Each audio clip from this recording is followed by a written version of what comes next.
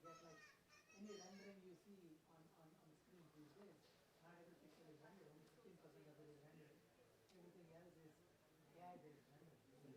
It understands the relationships inside a picture, and it can do that. The same way, even for voice, it goes through patterns. So that part we're doing, but what are we doing to make um, power consumption for telecom go low? That part I will not. So that would be a good thing for utilities. I think I can get back to you on it if you can drop me. Sure. Yes, next speaker. Okay. All right. Thank you so much, guys. Yes. Let me get it. Oh, yes. Yes. First, can we have a photo before?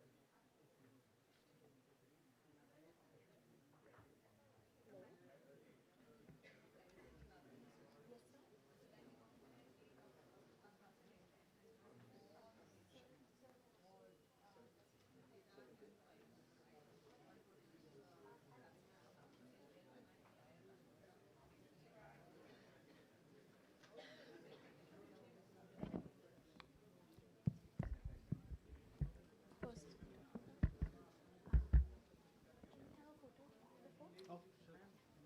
Lily, done? It's done. Okay. So, good afternoon, everybody. As you know, we are here for the AI for Weather and Climate Intelligence session. And soon we will be beginning with that. I request you all to kindly be seated.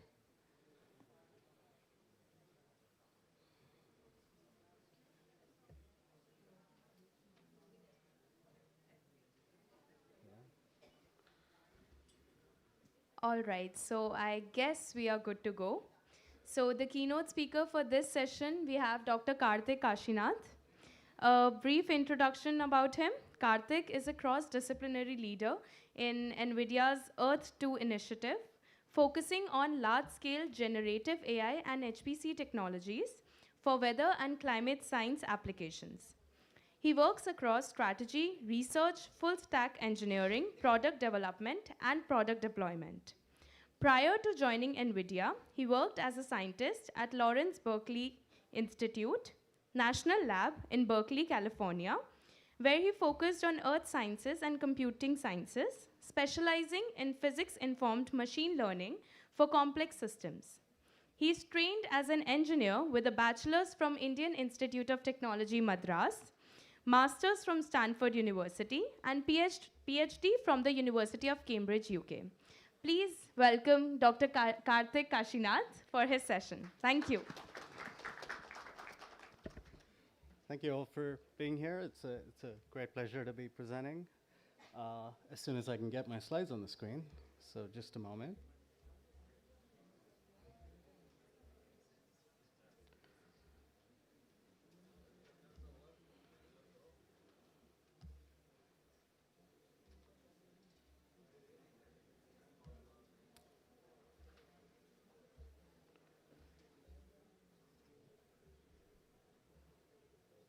Yes. Okay, perfect. Thank you.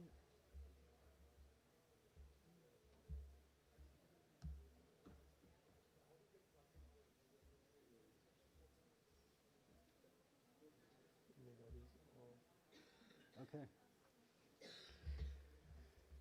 Great. Okay. Well, we've got about 45 minutes and plenty of content here, so I'll dive right in. I'm going to present on ways in which NVIDIA is working to contribute towards building AI for weather and climate applications. Thanks for the introduction. And I'm representing a large team of scientists, engineers, product developers, solution architects, and many others. This is called the Earth 2 initiative, so I'll tell you a little bit about it. So first, just the agenda for the next 45 minutes or so, a few minutes on Earth-2 and what it's about, what the inspirations are for this work. And then I'll dive right into what we're doing in AI for weather and how we're taking that into operations in collaboration with many governments and institutions across the globe. Then I'll dive into generative AI techniques to emulate ultra-high resolution data sets, like kilometer scale data sets in weather and climate, and talk a little bit about the climate foundation model that we're building called Climate in a Bottle, and then finally conclude with a little bit about our product tech stack. Okay, so this is sort of the story for Earth-2. Imagine you could select any region of the planet, and as you can see there on the screen, you might draw a box around India, and then you might ask, what if I want to zoom in further, say into the north of India, or even further into a particular state, or maybe all the way down to the city of New Delhi, and then ask questions about the impacts of weather and climate on food, health, infrastructure, energy systems, and so on. That is sort of the vision for Earth-2. The idea is this highly interactive weather and climate information system that anyone can access anywhere on the planet and be able to use it for serving society and planning and various other applications that are impacted by weather and climate. So this is, of course, not entirely a new idea. It's been around for a few years. It's the concept of digital twins. And in particular, our project Earth-2 draws the inspiration from the Destination Earth project, which is shown here on the left. Is this sort of image of a globe that's essentially a digital twin of planet Earth. And on the right is these what-if questions that can be asked about various different types of things, including, like I said, energy impacts, utilities, agriculture, et cetera. This is from a Nature article in 2021, and the Destination Earth project is one of the largest projects in this space and is entirely funded by the European Commission. So you might ask why we care about this problem and what's so challenging about it. So let me just show you what a simulation at ultra-high fidelity of the Earth looks like. This is a model called ICON, which is a Max Planck Institute model that runs at sub-kilometer scales today. And what you're seeing there is the exquisite detail across the planet in terms of both the atmospheric dynamics and also the ocean dynamics and everything else that interacts with the climate. For those of you that are not aware, some of you I'm sure are well familiar with the simulations of these systems. But if you're not aware, on the left is a plot that shows you the scales, both in space and time for Earth's weather and climate. And you can see there's dynamics happening at very fine resolutions like microscale, the formation of droplets, raindrops, et cetera, all the way up to planetary scale. So things like the El Nino oscillations happen at 1,000+ kilometers. So we're talking about a system that spans over 10 orders of magnitude in space and time. And trying to simulate that on a computer requires very high resolutions to be able to resolve all of that exquisite detail.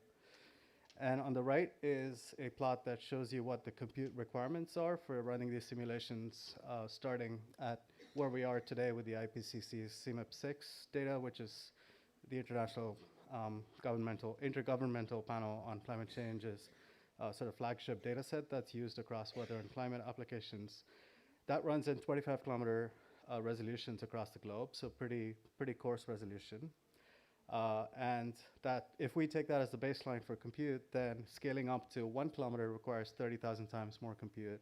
And scaling up to 100 meters or finer, which is the scales that you would need to be able to resolve things in cities and so on, requires 500 million times more compute. So this is a computational grand challenge. Now, let's add a few more things to the mix there. On the top right is this sort of cartoon from ECMWF that shows that you can't just simulate the system once because we're talking about chaos.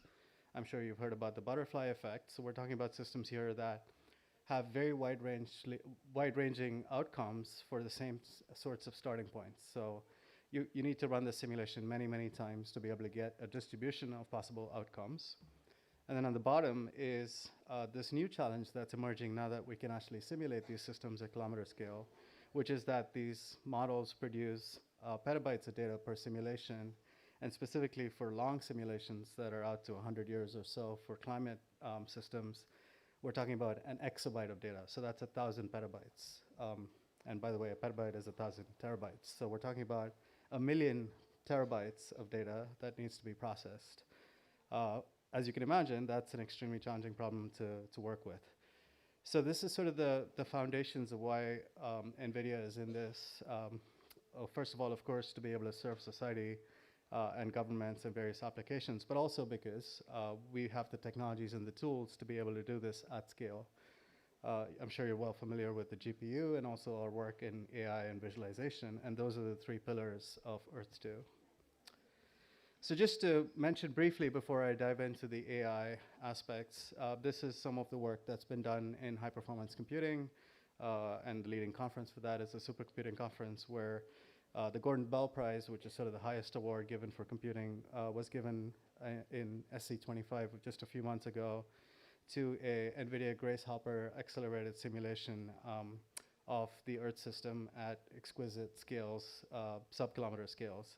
And this was done on the two machines in the bottom. The first is the Alps machine in Switzerland, and the second is the Jupiter machine, which I believe is in Italy.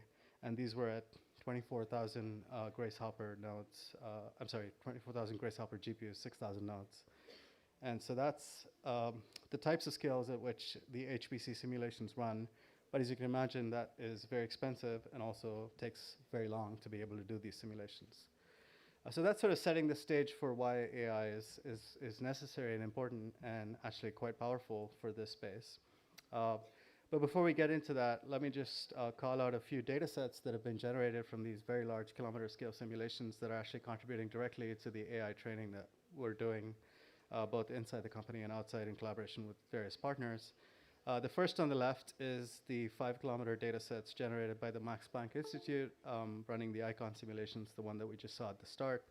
And that's about a petabyte of data for 5 years of climate simulations. And we've trained our foundation model on that data. In the middle is data from the Weather Company, which is a private company that works in the weather space across the planet. And they've generated, using MPAS simulations on GPUs, 5 years of data of many different extreme weather events over the last 20 years, and that's about 3 petabytes. And the same by MITRE, which is a corporation that works with the US government, running 3-kilometer simulations of WRF, a model called AceCast, which also runs on GPUs, and 3 years of data. That 1-kilometer resolution is about 8 petabytes. So we've got over 10 petabytes of data that we're training these models with. The second thing I'll mention here is the visualization work that we're doing. And let me just quickly play this video. Accurately visualizing current weather conditions in high resolution and at a global scale is incredibly helpful to climate scientists. Using NVIDIA Omniverse Cloud, we can look at an ICON simulation of any part of the world at a resolution of 1.25 kilometer. Here, you can see the detail in the clouds over Taiwan, or thunderstorms over Africa that form as the sun rises and its light strikes the clouds in that area. Typical simulations today are done at 25-kilometer resolution and simply can't show these details. Observing the climate in high resolution at a global scale is a powerful tool, but it's also important to be able to show the impacts to specific regions, or even to specific areas of a city. Here's a simulation of Ernst Reuter Platz in Berlin, where we can see how the size and location of buildings impact airflows, based on data from Palm and volumetric data from ICON. This simulation power gives architects and city planners insights into how they can design and build smarter, more sustainable cities, while letting climate scientists gain a deeper understanding of our changing world.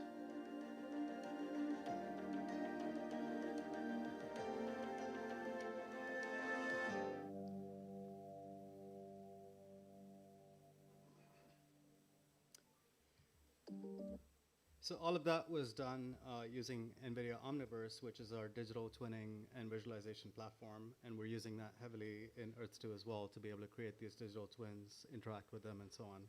We'll come back to a few more ways in which how the AI models that are built by Earth-2 are also connected through Omniverse to be able to use by various users. So here's a snapshot of the sort of timeline of Earth-2 since its inception in November 2021 by our CEO, Jensen Huang, at the GTC conference. That was sort of obviously the most important point that was made about NVIDIA's involvement in this space. And then since then, we've been building up towards various different applications. Without getting into every single blob here, I'll just point out that the ones in gray are important events that either our CEO or other executives from NVIDIA have participated in, contributing to the conversation and the technology development in this space. And then in green are all the different models that NVIDIA Earth-2 has built over the last 4 years. And as you can see, zooming all the way to the right end, just last month we released 4 models for different timescales and different spatial scales, both global as well as regional, and also for data simulation, which is a very important step in weather and climate prediction. So let me skip over to some more context for Earth-2. It's a program that is funded and developed by NVIDIA, but is in collaboration with international weather and climate science and technology. We think that our AI and full stack engineering expertise complements the deep research capacity and knowledge that exists in academia and government, and we wouldn't be able to do this work without that collaboration. So on the left are a few logos of the different organizations that we worked with, including, I'll mention a little later about the work that has been done with the Ministry of Earth Sciences and the IMD department. As you can see, there's various other institutes across the planet, including in Asia and Europe and North and South America as well.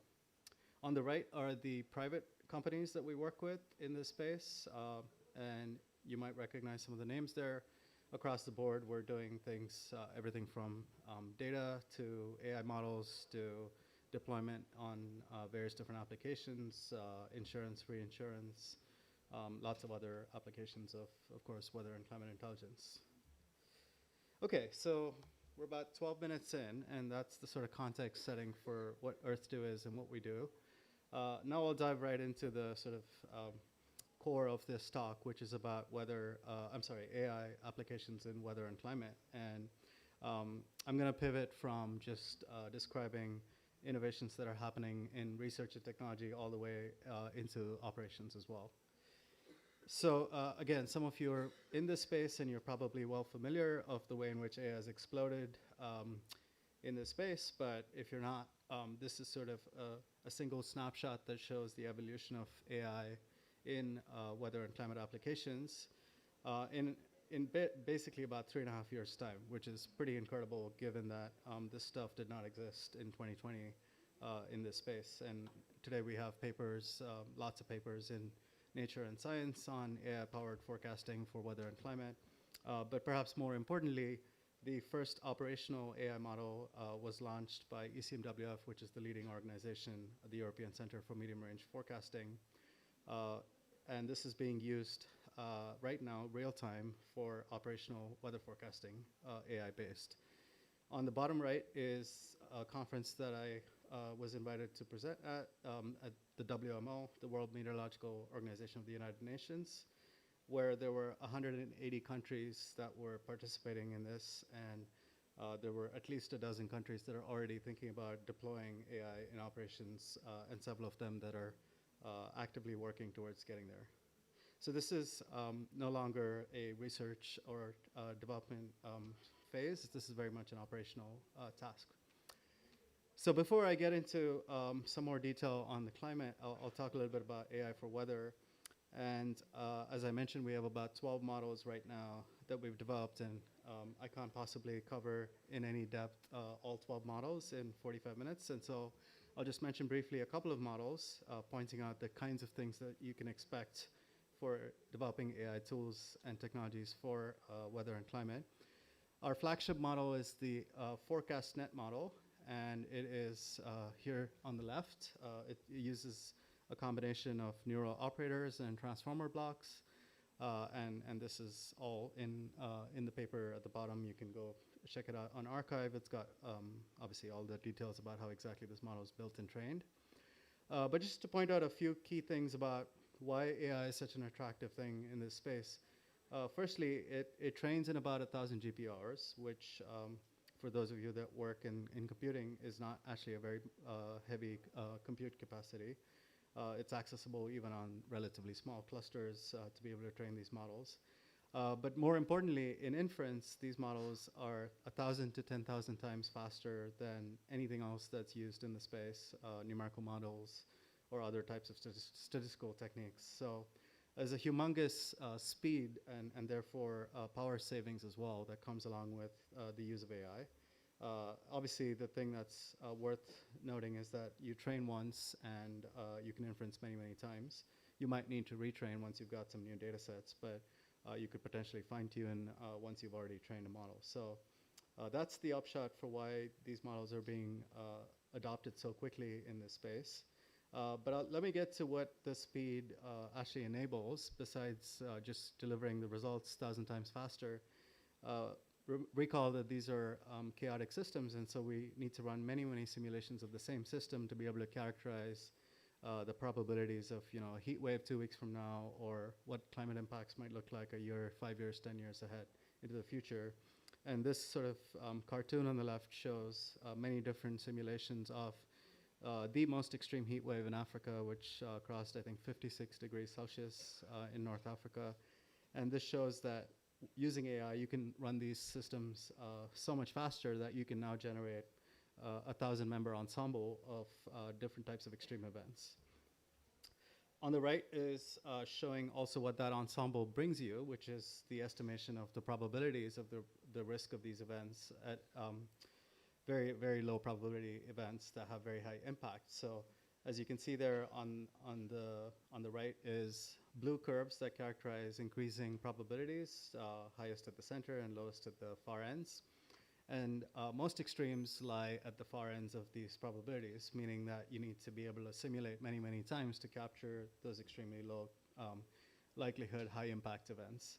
And here we're showing, using the ECMWF ensemble, IFS, the red triangles show that you can capture some of those probabilities, but not quite the tail events. And using an AI ensemble, a ForecastNet, the model that we developed a few years ago, those are the blue dots, and you can see that when you run a 1,000-member ensemble, you can flesh out the very low likelihood events much more accurately using these models. So let me demonstrate what that looks like for hurricanes in the Atlantic, if this plays. So what we're seeing here is a real-time AI ensemble that's generated using ForecastNet. And you can see you can generate as many trajectories as you like, in this case 1,000 trajectories of possible ways in which a hurricane might evolve and impact different parts of the United States. You could do the same thing for heat waves in India or for other types of extremes in other parts of the world. And I'll come back to that in a later part. So I'll mention a couple of use cases and applications, and maybe probably need to accelerate a little bit given that I've got quite a lot more content to get through. So the work that's being done here is in collaboration with AXA, which is in the financial services industry. And we're using ForecastNet to simulate hypothetical scenarios and outcomes many, many times and ask questions like how much more frequent are these extreme events going to be because of climate change? How much more severe can they become? What's the estimated risk? How is it different from the past? And so on. And that's, of course, being used for disaster preparedness and emergency management. This is a particular storm that had an extremely large impact in Europe a few years ago, I believe 2024. And the economic damage from this one single storm was 30 billion euros, which is obviously a very high price to pay, besides 180 deaths across the region. And it's only expected to get worse with climate change. And so estimating these types of tail events is very important for planning purposes for emergency response and disaster preparedness as well. And getting into a little more detail on this, we ran this model, ForecastNet, out to much longer timescales to be able to simulate what the possible outcomes might be over an entire season. And this was done in collaboration with JBA, which is a risk management company based out of London.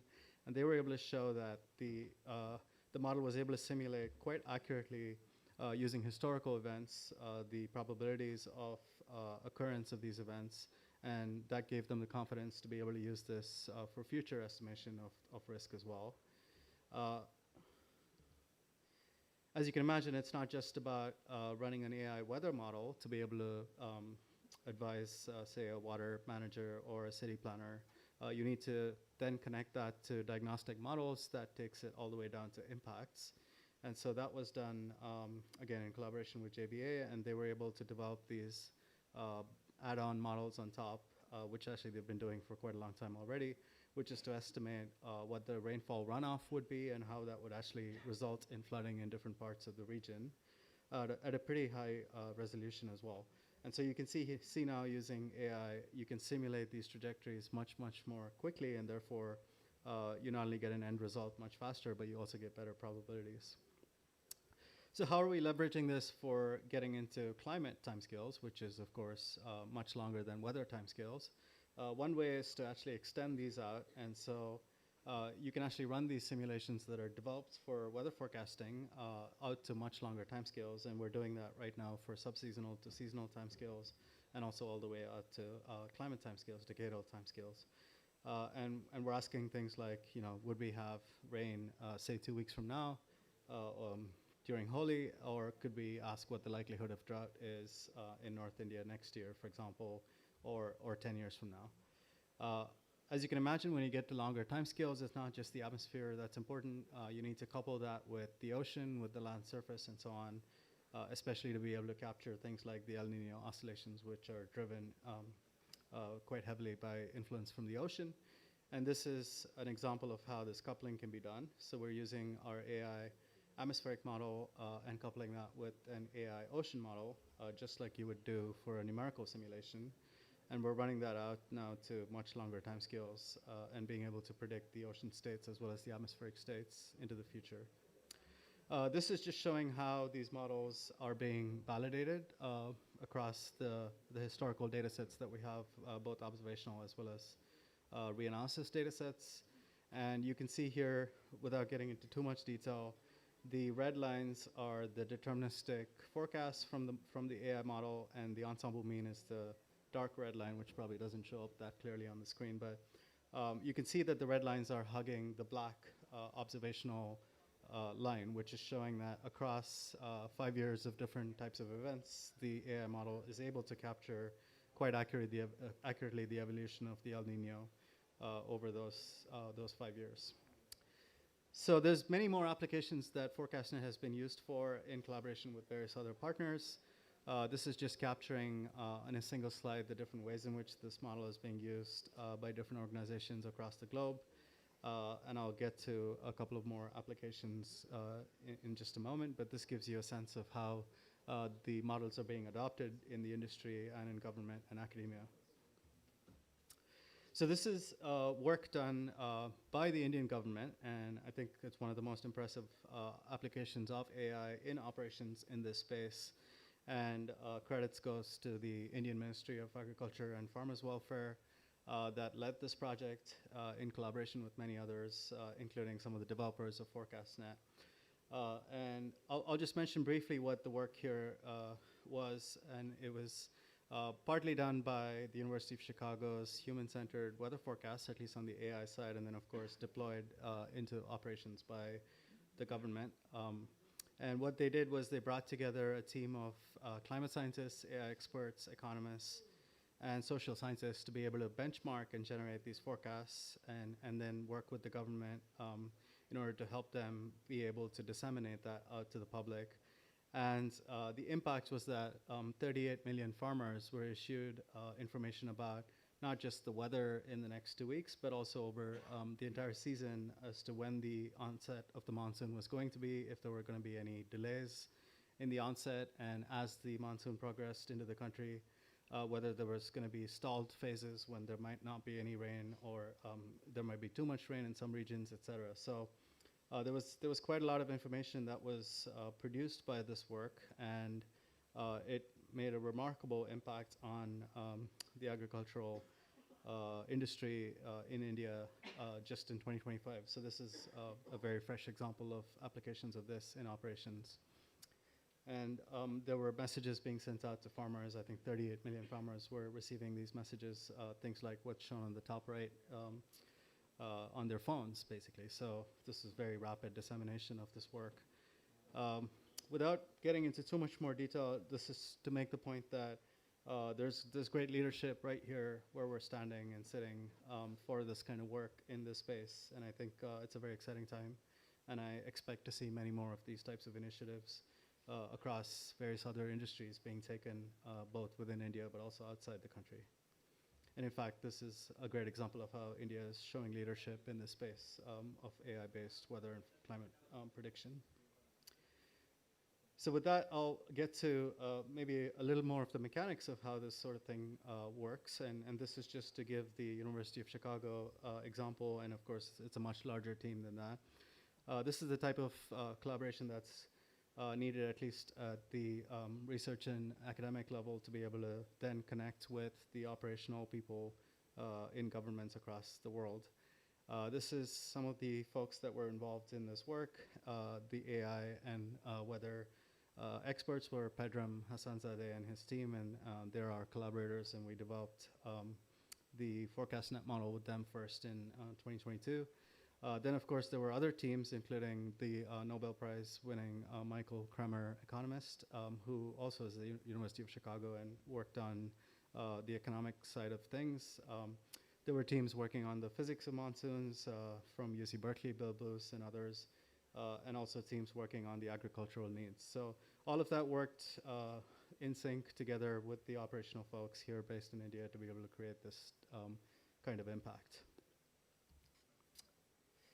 Okay, so with that, I'll pivot to some more specific details on how we're getting down to ultra-high resolutions and how this is being used for various applications. Recall that we need to get to very high resolution in order to be able to predict what's going to happen on the ground, what's going to impact farmers or transportation systems or energy systems and so on. So this is perhaps a video that's familiar to you. This was released by OpenAI. This is the first version of their Sora video generative model. And this entire video was generated by AI using a single prompt, and that prompt is shown in the bottom. So a user basically keys into something like ChatGPT, in this case Sora, generate a photorealistic video of two pirate ships in a coffee cup, which is obviously quite ridiculous, but look at what is produced by the AI. If anyone in the room is familiar with computational fluid dynamics and simulating these systems, there is very realistic detail in the flow of the coffee here, and I think I'm drawn to that as a fluid dynamicist myself. But also that these video generative models have extremely high fidelity in generating physical science data. And so we're asking the question, can we use the same types of models that are used in computer vision, such as OpenAI's Sora, which are diffusion models, to be able to generate high resolution details of Earth's weather and climate? So our first model in this space was a model called CoreDiff, which is a generative diffusion modeling framework for kilometer scale downscaling. This is showing you what the model does. You take a low resolution data set from, say, the IPCC CMIP6 or from other archives, and then you pass it through the model and you generate kilometer scale detail. And that's 16x in each dimension, so it's 256 times higher resolution than the native data set that was ingested. And using that sort of resolution, you can then see the specific details of things like tropical cyclones or other types of extremes which have a very high fine resolution detail. And this was published in Nature last year. And this is an example of the work that the Taiwanese Weather Bureau has been doing using this model. And this shows how they're deploying it in operations for typhoons impacting Taiwan. And you can see there on the outside is the low resolution data. The box is where the generative AI is producing the super resolution outputs using CoreDiff. And as you can see there, there's far more detail inside the box than outside the box, which is really important for disaster management and emergency preparedness. Okay, so that's obviously a pretty small scale. Taiwan is a fairly small country. It's shown on the bottom right. That's the scale of Taiwan. India is about 100 times that size, and the United States is 300 times the size of Taiwan. So you might ask the question, how can you deploy these models at scale much larger than the ones that they've been developed at? And the very exciting thing is that these diffusion techniques can be scaled out to very large domains using patch-based approaches. And I won't get into the specific details of the approach, but you can go check it out in the paper and also on the links in the bottom. But essentially, you can you can tile the entire planet using many different tiles that are all doing the same thing in terms of the mechanics of what the super resolution model is doing. And put together with appropriate boundary conditions, you can generate the kind of detail that you see here. So uh, I'm very thrilled to announce that Cordif has been deployed at these continental scales and is being used in operations for various different applications. For example, the weather company, which I mentioned earlier on, one of the largest companies in the weather business, and they help guide decisions that are driven by weather and derive a lot of skill, but also impacts on various different types of metrics. They are using the same model, Cordif, to do super resolution of very different complex fields like wind fields, precipitation, and types of precipitation across the United States. And with that, I'll pivot to some of the work that we've been doing in the climate space, so moving towards foundation modeling, which I'm sure you've all heard of and is one of the most exciting directions in AI for science today, which is how to build these climate foundation models. Just to recap, a few desirable properties of a foundation model are, first of all, it needs to be useful across a wide variety of tasks, so it needs to have sort of foundational capabilities. It needs to bridge very different data modalities, so you could combine things like text, audio, image, many different types of scientific data sets across different resolutions, et cetera. Have diverse functionality, and importantly, to be able to enable users to do things with it, it needs to be interactive, so a system that you can actually get a response from on very short timescales, like we do today with ChatGPT or other types of LLMs. And also to be able to scale it out to very high resolutions and global scales. And as I mentioned at the start, we're talking about simulations that can produce 1,000 petabytes of data today, and being able to parse through all of that data is essentially impossible, no matter how large your computing system might be. And so we want to be able to distill the information that is contained in those 1,000 petabytes into a foundation model that can then be queried by users on many different types of applications. So this is one example of the kind of querying that you might do with the climate foundation model. You could condition the model on climate controls, things like El Nino, the Indian Ocean oscillations, other types of controls of the climate in this region, and then ask questions like, what is the potential for a delayed onset of the monsoon next season, and then be able to generate many different types of scenarios of that out into the future. So you could ask that question for, say, for example, 2026, and whether the monsoon that typically arrives in early June is going to be delayed or is going to arrive earlier, and so on. So of course, that's the dream, and that's things that we're working towards, but I'll show you what we actually have currently working. Without getting into too much detail, because I want to make sure I have enough time for questions, the data sets that we trained Climate in a Bottle on are right now just two, but we're expanding this out to many more data sets. One was icon simulations at kilometer scale, the ones that we saw earlier in the talk. And the second was the ERA5 reanalysis data set, which is sort of the gold standard for the observed history from 1950 to today. And that's published by ECMWF, and the link is shown there in the bottom. So both of those data sets were ingested into the training of Climate in a Bottle. And then in inference mode, this model can be run using a pretty simple set of user-defined inputs like the day of the year, the time of the day, the sea surface conditions, and a couple of more steering fields. And then because this is a diffusion model, it takes in white noise, and then it generates high-fidelity outputs, both at coarse resolutions like 100 kilometers, but also at very fine resolutions, 5 kilometers, using the batch-based super resolution model Cordif that I talked about, which has been scaled out to the entire planet. So what are the types of tasks that you can do using this model? First is you can ask these what-if scenarios, like the one that I described about the onset of the monsoon. But importantly, you can also fill in channels. There's lots of missing data in these weather and climate data sets because of various reasons, and you could use these different data sets to infill the missing data that exists in these data sets. The third, of course, is downscaling, which is to increase the resolution of the data, potentially to kilometer scale and finer. The fourth is multimodal learning, so learning from many different modalities, including potentially text and speech and so on. Correcting biases in data sets, so correcting different types of biases in different models, which of course we all know is an issue with many of these climate models. And then finally, to emulate the dynamics of the climate system itself. The paper is shown in the bottom. It's an archive and it's under review right now with Nature. And the code is also on GitHub and open source and publicly available.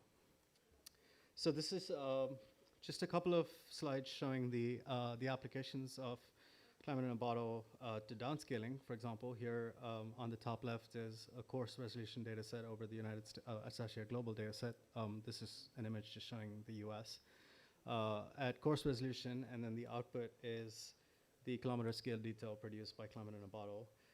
Now, the very interesting thing is that you can use the same input and specify the flavor of the model that you want the output to resemble.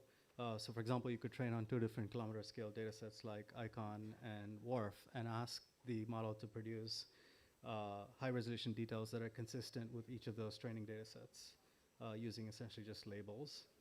You can also infill, like I said, between different data sets depending on where there's missing data. This is an example of infilling and also bias correction, both in a single shot. So we're correcting the errors in a particular field of the ERF5 data set in radiation, and also infilling high resolution detail using icons. So that's an example of a combined task of infilling plus bias correction. And then this is another example of debiasing or bias correcting many different types of fields in ERA5. So the next aspect that I'll mention here is of course the computing performance of these models. And of course, the first time you train a model, it's likely going to be quite expensive and slow to train. But then you can optimize the performance of both the training and the inference on our GPUs. And this is showing the kinds of accelerations that have come through those performance optimizations, which recall are quite critical for developing a system that's interactive, so where users can put in a request and get a response in less than a second or so. And this shows that we're now pretty close to essentially the theoretical maximum, not quite there, of course, but getting quite close to it. And that's enabled the interactivity that you see here. NVIDIA's Climate in a Bottle was demonstrated at the recent GTC DC and supercomputing conferences, where users could explore interactive what-if scenarios for extreme weather risks. Conditional extreme weather generation transforms traditional modeling from hours to seconds, enabling rapid counterfactual analysis. You can generate targeted extreme scenarios on demand without mining through massive data sets for those rare events. NVIDIA's Climate in a Bottle was demonstrated at the recent I don't know why it's playing the same audio again, but this is the most recent work that is actually hot off the press, just happened a couple of weeks ago. And here we're using the same thing for, if I can get it to work, simulating tropical cyclones in this region in the Bay of Bengal. And this is associated with, of course, the monsoon season, but also with other types of impacts in the November to December timeframe on the East Coast. And here we're using the same Climate in a Bottle foundation model to be able to generate on-demand tropical cyclones in this region. Remember that I mentioned the user specifies the time of the day, the time of the year, and sea surface conditions. And then the model spits out these ultra-high resolution tropical cyclones. And so we've done this for other regions around India as well, in the Arabian Sea and the Indian Ocean. And so right now we actually have functionalities that are, of course, to be tested in terms of its reliability and accuracy in this region, but at least it's certainly a proof of concept that is working. Okay, so in the next few minutes, I just want to describe the types of tools and technologies that we're putting out, and most of it is open source, and I would highly encourage you to check it out and develop on top of the stuff that's already out there. So the first is to remember what's driving the adoption of AI in this space so quickly. Firstly, a lot of the open source work that's out there is of very high quality and it can be built on top of, and that's one of the things that's accelerating the adoption. The second is these models are relatively easy to train. Like I mentioned, it's about 1,000 GPU hours for some of the models that we train. And that's compute that's readily available at institutions across the country. I'm sure all the IITs have clusters that can run these models. But importantly, the speed of inference is 10,000 times faster than numerical models, and that means you can do a lot more with these models. They're also much more compute and energy efficient. And the other is the usability. So these are models that can be optimized for specific tasks. You can fine tune it for different types of applications and build entire end-to-end workflows. What we expect some of the future drivers to enable further adoption of this is the high frequency on-demand output generation. For example, you might ask in your specific region what the impacts of weather are going to look like at any time a new observational data stream comes in. We expect the accuracy and skill of these models to get better. It's already better than some of the numerical models in the weather forecasting space, and I only expect that to get better with time. And then, of course, multimodal foundational models, such as OpenAI Sora, are types of things that one could imagine developing for AI in weather and climate applications as well. And that's, as I mentioned, the sort of inspiration and goal for Earth-2 as well. And then fine-tuning these models to many, many different types of customized tasks and reducing the barriers to operationalization are likely going to drive the adoption of this further. So our tech stack for NVIDIA Earth-2 is shown here. This is, of course, just a cartoon, but I'll show you the links in a moment. There's a stack for simulations, so high-performance computing and GPU-accelerated simulations of various different weather and climate codes. And then we have a framework for AI training for different types of AI models, training them from scratch or using pre-trained models and adapting them. And then we've got a library of AI models that are already trained that can be inferenced, and the optimized inference is accessible through also an open source software that I'll just come to in a moment. And then finally, visualizing this using something called Omniverse, which you probably heard about, which is the visualizations that I just showed earlier on. So the training stack is Physics Nemo, or I guess the training framework is Physics Nemo, and this is shown here. Again, the types of things that you can do with it are, first of all, it's open source, so it's publicly available, and the link is down there at the bottom, the GitHub link. You can build on top of it. It's built on PyTorch, and it's got lots of optimized libraries that one can use. It's got most of the state-of-the-art architectures in this space for weather and climate, and it's also got lots of recipes that one can use to customize it for different applications. It's highly optimized and scalable on our hardware and has multimodal capabilities and optimized ETL, extract, transform, and load. It's also optimized and scalable for larger systems like multi-node distributed training if you'd like to train big models as well. And then finally, fine-tuning it and extending it is also quite straightforward. The second is the inference platform. That's called Earth-2 Studio. There's a bunch of production-ready AI models that are already out there, 50 plus if I recall right. And these are some of the models that we've developed internally in Earth-2 that are also available in Earth-2 Studio. They're also hosted on Hugging Face, which I'm sure you've heard about, for inferencing many different types of AI models. This is a list of the types of models that exist in Earth-2 Studio as of, I believe, a few months ago.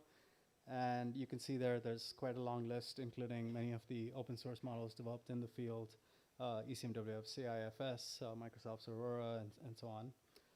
And then using the inference scripts and recipes that we have there, you can build on top of that and use it to essentially deploy a model with basically a few lines of code. So it's quite accessible. And I will then wrap up with this description of, let's see. I think I might have lost Wi-Fi, so I need to reconnect. Oh.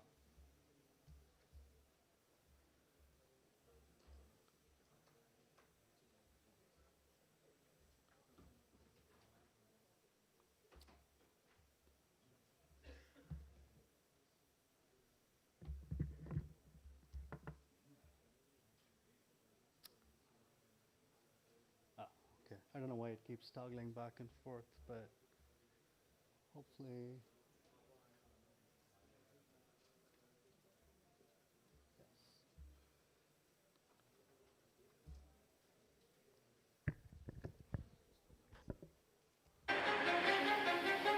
Weather has a profound impact on our daily lives.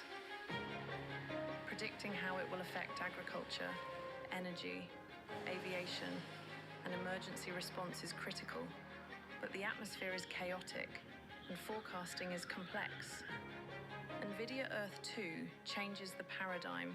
It accelerates the AI revolution in forecasting by offering developers and researchers an open set of tools that lowers the barrier to AI-enabled weather simulation.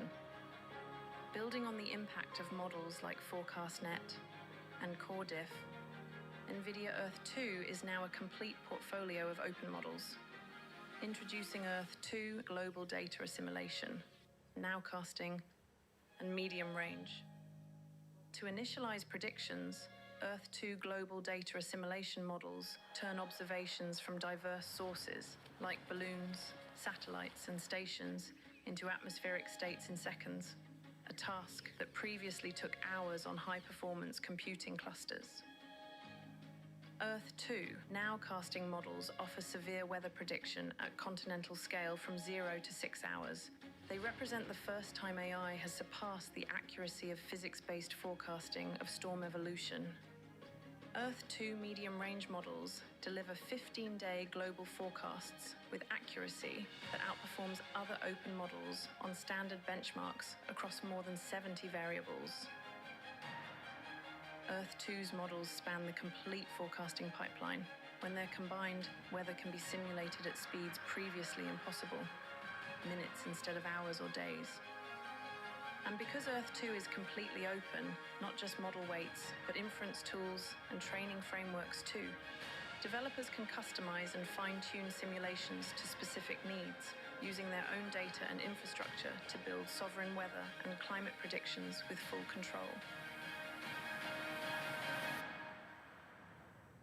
See into the future of weather with NVIDIA Earth 2.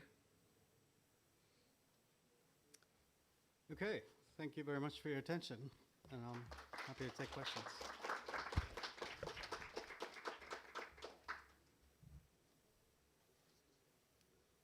Yeah. So how close are these open source weather forecasting models compared to when we, let's say, compare it with something which is commercial, let's say DNV, GIS, or of the world, where there are more license? Or in other words, what is the make for, let's say, a short-term weather forecasting, let's say for 14 days? What could be the range of the make or RMSE? Can you explain what you mean by MAPE? Make mean absolute percentage error. Ah, okay. Yeah, the RMSE, yeah. So the open models in the medium range timescale are already surpassing numerical models. So the ones like ECMWF's IFS is the gold standard for numerical prediction at that timescale. The ones at much higher resolutions and shorter timescales like nowcasting, so predicting like the next 6 to 12 hours, they're not quite as good as the numerical models just yet, but they're about 6 hours on average. I'm sorry, 6 minutes or so behind in terms of their forecasting horizon. The data assimilation models are also not quite as good as the numerical models, but they're getting there. And I would say AI data assimilation is going to be quite big in the next couple of years. Karthik, I want to ask one question on this power sector. We are facing quite a lot of issue in renewable energy forecasting. Many DREs are coming into place, distributed renewable energy. We have 30 gigs of rooftop solar installed in the span of 2 years. Okay. So as in India, we are actually facing in RE forecasting as well, and that's the reason we are not able to manage our grid operations. So what is happening in the RE forecasting domain is right now we are dependent on I&D sources, India Meteorological Department, and that is providing at a cost of 12 kilometer into 12 kilometer. And then we are getting it at an interval twice in a day. They are giving twice a day. Okay. But we need kind of, in India, the power sector is transacting at a 15-minute blocks and regular updates are happening. Yeah. So what do you think means as we are increasing our RE, what should be our path and how we can solve this problem? Yeah, it's a great question, and that's exactly the type of application that CoreDiff, the model that I showed, the super resolution model, you can take the 12 kilometer data that you have, and if you've got training data to get to even higher resolutions than that, both in space as well as time, you can then feed in your IMD data and then generate much higher frequency outputs and also much higher resolution in space, which I think would be quite useful for your specific application. And how it is happening in the West is means their renewable energy sources are increasing quite a lot. So at what resolution they are getting into it? Means we have demanded to IMD for 4 kilometer into 4 kilometer from CEA, Central Electricity Authority. But I think we I think you can go finer than 4 kilometers. Yeah, because if your input is at 12 kilometers and these models can do 16x super resolution, then you can get to sub-kilometer, 800-meter scale. I have a question here. We talk Oh, about sorry, the nowcast and medium range. So do we have something long run also? Because I'm like working very closely with CA on developing a long-term tool for the country in terms of demand forecasting. And the challenge we face is again with the IMD data. Yes. You don't have the long run forecast. So so these are like we generally do the past simulations from the past data and then we do the forecasting. So and of that you have a lot of errors, and even in the short run, what we find is this that the forecast, our forecasts go haywire because of the weather. So, weather is a very critical input for demand forecasting, both shorter and long run. I'm just like adding Yeah. a point, like what he was saying. In the power sector, it is very crucial. So, would want to hear from you, like, the short run, long run, what kind of products we can use. If I can bring back the slide that I showed in my talk that has the full set of models that we host. I can also give you the link to the specific page where you can. There you go. Okay. So this shows in green are all the different models, and I only talked in detail about ForecastNet, which was our first sort of flagship model in the medium range timescale, and also about CoreDiff, which is the super resolution model. But you can see here that we have models for sub-seasonal to seasonal forecasting, which is the one up there, DELISIM, which is deep learning Earth system emulation. That's for the 4 to 10 week timescale. And then, of course, the climate model that I talked about, climate in a bottle, that's for much longer timescales as well. And then we have Stormcast, which is the regional model for the nowcasting applications in the 0 to 12-hour timescale. And then on the bottom, Region and HEAL-DA are data simulation models. Region is for regional data simulation, and then the HEAL-DA model is for global data simulation. Yes. Since you're running so many models, are you planning, is NVIDIA planning to give open source, like make their data open source so that It's already open source. Okay, so Yeah. for CoreDiff is the data available so Yes, that it is, anybody yeah. can just download the data and use it? Yeah, let me show you the link to that if you have it. So many models, like which one to use? Like, Well, it depends on the. asked us, like, you have so many of these, which ones we should use? It depends on the time scale. So for the application that he talked about for renewable energy forecasting at very high resolution and short time scales, you would use Stormcast because that's the model for 0 to 12 hours. But if you're talking about planning for agriculture this year, post-monsoon, then you want something that's 6 months or further beyond. And so you would use DELISIM, which is for sub-seasonal to seasonal timescales. And then, of course, if you're building a new city and you want to plan for energy or water for that city 10 years out, then you would use climate in a bottle, which is a climate timescale model. I know that can be a lot of information to digest in a few minutes, but if you go to the... do we have a glossary of it? Means which of the model would be suiting for? Yeah, let me just show you the link so you can actually pull it up on your phone and see what's available. So I think your question was about CoreDiff, so that's one of the links if you want to take a photo of that. But let me get to the main page that has... so this is for training. So if you want to train your own models, you would go to Physics Nemo. But most likely you can use the pre-trained models for the different applications that you want to maybe test out first. And that's available both on Earth2 Studio. So if you just Google search Earth2 Studio, you'll get the GitHub link to that. And then on the right is the Hugging Face link that has all the pre-trained models. So you can access it there. And this is the list of models on Earth2 Studio. And like I said, there's over 50 models out there, including ones that have been developed by the community. So like ECMWF's AIFS is also in Earth2 Studio. Yeah. Excuse- Just one more question. There you So now that the physics-informed AI models are performing at par with the WRF weather models, so what do you think is the future of these dynamical models like WRF or ICON? Like That's a great question. Yeah, I mean, it does beg the question, right? What's the future of numerical weather prediction? I think it's still very important because, first of all, many of these AI models are trained on the outputs of numerical models. So if you need to get to even higher resolutions, say to 10-meter scale, imagine you wanted to simulate like the wind in this room. You would still need a numerical model to be able to do that because I don't think there's any pre-trained AI models for that.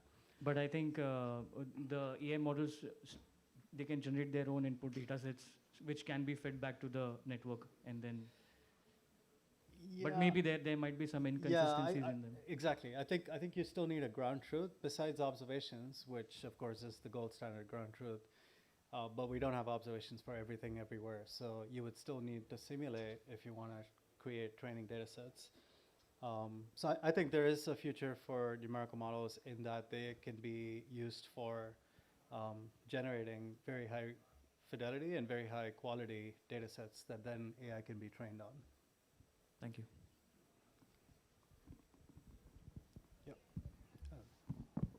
So in my experience, like we work with IMD and a couple of US institutions. In India specifically, the models that are trained over the global data, since the data quality is much higher over America or Europe, and India has a lot of sparsity of data.